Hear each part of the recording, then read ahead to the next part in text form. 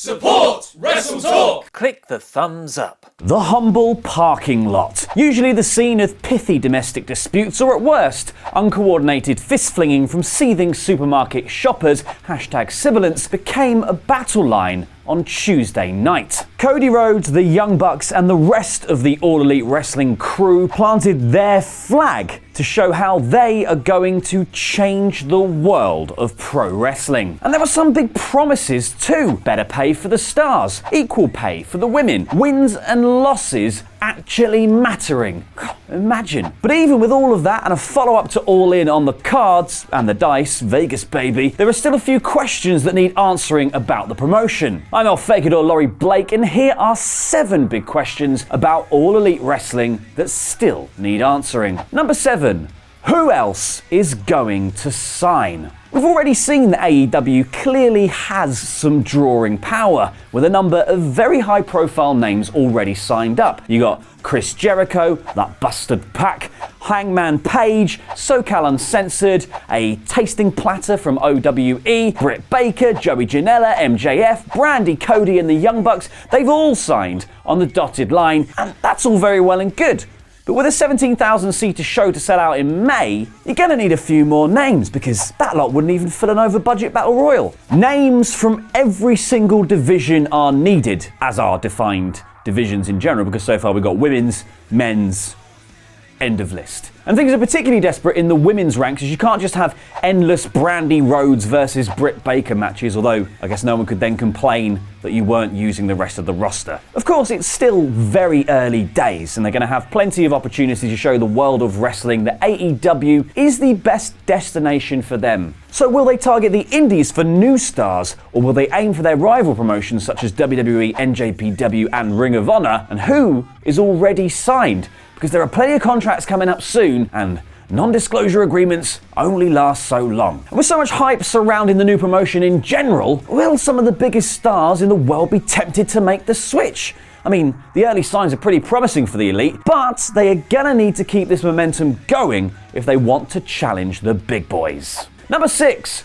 Who from WWE will join? It's hardly a secret that Cody and the Bucks will be keen on getting some of wrestling's biggest names on their roster, and it doesn't get much bigger than WWE. In fact, it literally doesn't get any bigger. Signing someone from right under the noses of the McMahons would be a huge statement of intent for AEW, and one that surely they are keen on making. There have been plenty of rumours swirling around surrounding stars whose WWE contracts expire soon, saying that they're going to immediately jump ship and join All Elite. But obviously, as they're still under contract, they are not allowed to announce anything at all. Names like Zack Ryder, Gallows and Anderson, The Revival, and even AJ Styles have been bandied about with varying levels of likelihood, ranging from "I've wrestled one match last year" to "We only exist in Galandaland, you nerds," to "F the Revival," to "He's awesome and a main eventer and he's probably never going to leave." But then again, the promise of creative freedom and less suffocating booking could be the key to bringing the WWEers over, particularly as many of the aforementioned stars currently find themselves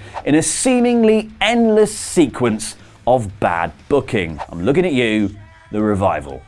Back on that bus. Basically, wrestlers want to wrestle, and if they're guaranteed ring time in front of big crowds, why wouldn't you want to go? Number 5. When will the weekly shows start? The first All Elite Wrestling show, Double or Nothing, will take place on Saturday, May 25th in the MGM Grand Arena in Las Vegas, a space with a capacity of just under 17,000, about 6,000 more than All In Numero Uno. We've also been promised a second show later in the summer, with the venue and the name still to be announced, thinking along the lines of All In 3, Triple or something. These big supercard shows are a great way of introducing the world to the product, but to really be a competitor to the likes of WWE, Ring of Honor and New Japan, we're gonna need to start seeing some weekly television. There's talk that AEW's financial backer and chairman Tony Khan has used his connections to seal a deal with TNT, the same network that hosted WCW back in the day, but there's not really been any confirmation of that. Late last year though, the Khans filed for several terms to be copyrighted, including All Elite Wrestling, know what that is, and Double or Nothing, we also know what that is, but another name copyrighted was Tuesday Night Dynamite. which led both fans and pundits to believe that this will be the name of the weekly show. And as SmackDown Live is moving to Friday nights in October when it moves to Fox, Tuesday nights would become a prime position for AEW. And as TNT is dynamite, that could be a clue. It's probably not, that song was written ages ago. TNT is, however, one of America's biggest broadcasters, and so signing a TV deal with them would be another clear sign of intent from Khan, Cody, and the Young Bucks. To be able to broadcast their shows across America on one of the most watched channels would certainly show WWE that they are not messing around. Nuh-uh, girlfriend. Number 4, how will WWE respond? There have been unconfirmed reports that fans wearing AEW merchandise were turned away at the doors of the arena which hosted the most recent SmackDown Live, although other reports suggest that it was more that people wearing the merch were getting rowdy and therefore deserved to be ejected. Now, we don't know what happened, but WWE hasn't exactly got the best record of not being petty or aggressive in its dealings with other promotions. You just got to look back at WCW and ECW for proof. But in the modern era, will they stoop to buying and bullying to maintain their position on top? Will they start offering their stars huge deals to try and keep them on board, which is actually a pretty good thing? Or will the stars with contracts expiring soon be given short-term contract extensions with the sole purpose of stopping them joining All Elite, which is not so good? Because you've got to think with AEW, it's not just going to be a storm in the teacup. It's not going to be a one and done. With financial backing from Tony Khan and fan favourites Cody and the Young Bucks at the helm, this seriously could be the start of a rivalry that WWE may actually struggle to come out on top of. Because even if it takes a few years, this could be the beginning of a battle akin to the mighty imposing Empire versus the plucky rebels from Star Wars, or the underdog Gungans versus the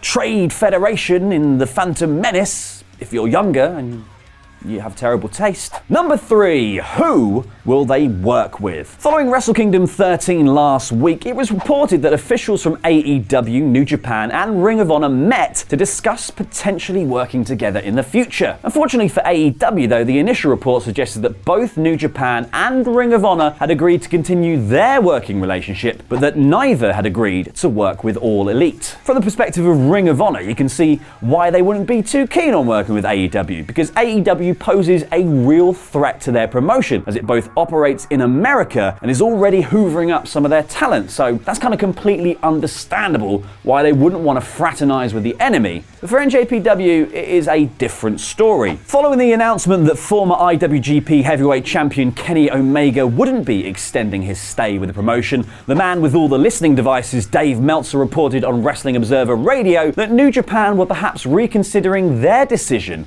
not to work with AEW in the hopes of keeping Kenny on their books. They are supposedly desperate to hold on to Kenny, and with Omega seemingly heading to AEW once his contract is up at the end of January, the only way to do that would be to forge some kind of new working relationship that allows the cleaner to perform double duty. And a relationship with New Japan would be huge for AEW too, though, as it would allow them to fill their shows with even more of the world's biggest names. For New Japan, it would also mean being able to keep hold of Cody and the Bucks as well as Omega, something that benefits them massively when it comes to growing their international audience. Number 2, will they be able to replicate the success of All In? The All In show on September the 1st last year was something that many thought wouldn't be possible. The idea of a non-WWE promoted event selling over 10,000 tickets was almost unheard of until that point, and yet somehow Cody and his cronies pulled it off. And they didn't just pull it off, they smashed it. They sold out in less than a minute and managed to get some of the world's biggest names to appear on the card, including Surprise Jericho. What's more, they also had penis druids. Penis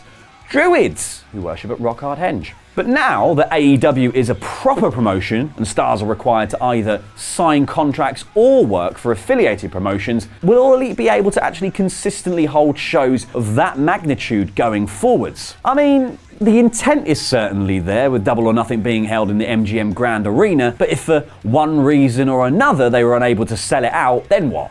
Would they have to immediately downscale and work to more realistic goals for a while before trying to build their way back up? Will that scare off other potential investors or financial backers, or even scare off potential new signees? Personally though, I reckon the show is going to sell out in no time at all. And if they can manage to put on a spectacle similar to that of All In last year, it's kind of hard to see why fans from around the globe wouldn't continue to flock in their thousands just to get a piece of it, a piece of those penis druids. Number 1, what's next? So yeah, we've had the announcement that AEW is a thing, we've had the Double or Nothing rally with loads of big names being announced, but now what? There's nearly 5 months until the Double or Nothing show in Vegas, so that's 5 months of what? That's like loads of episodes of Being the Elite before any wrestling actually happens. Will they use the time solely to try and get as many big names to sign to AEW as possible? Will this time just be used to promote the product and future shows? Probably going to be a bit of all of those things, but the intrigue comes with how they are going to go about it. Because will they be as open about the whole thing now as they have been about pretty much everything else in an attempt to